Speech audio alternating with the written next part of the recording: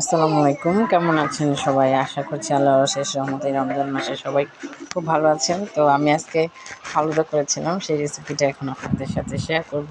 তো হয়তো বা আমার থেকে অনেক অনেক ভালো করে জানেন, তো আমি খুবই সাধারণভাবে করেছি, সেটাই আজকে আপনাদের সাথে শেয়ার করব। তো আমি এখানে 1.5 কেজি দুধ নিয়েছি, সেটা জাল করে অনেকটাই কমিয়ে তারপর আমি এখানে পরিমাণ মতো চিনি দিচ্ছি। চিনি এখানে 3 টেবিল চামচ দিয়ে দিলাম।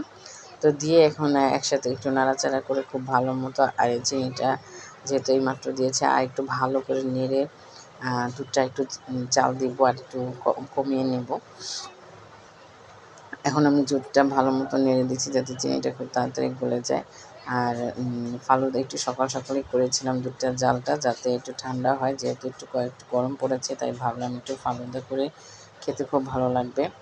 তো এইখানে আমি পানি গরম করে দিয়েছি, নুডলস দিব। আমি এই প্যাকেটের 1 প্যাকেট নুডলস পুরোটাই দিয়ে দিলাম, একটু ভেঙেও দিয়েছি। তো পুরো নুডলসটা আমি এখানে দিয়ে এটা সিদ্ধ করে নেব, ভালো মতো একটু সিদ্ধ করে নেব। বেশি নরম করব না, আবার বেশি শক্তও রাখবো না, খেতে যেন ভালো লাগে এবং দলা দলা না হয়, সেই কারণে আমি একটু ভালো করে সিদ্ধ করে নিচ্ছি। আর পানিতে সামান্য পরিমাণে একটু তেল দিয়ে নিয়েছিলাম, যাতে ছুটে ছুটে থাকে। তো এইটা আমার নুডলসটা প্রায় সিদ্ধ এসেছে। এখন এটা আমি ঝুড়িতে ঢেলে দিয়ে তারপরে একটু ধুয়ে নেব।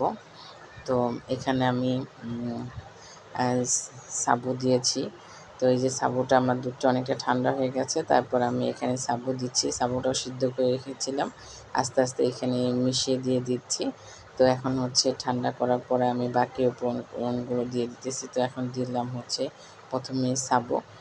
তো এখন দিয়ে দেব লুডুসগুলো আমার প্রায় দেওয়া শেষ।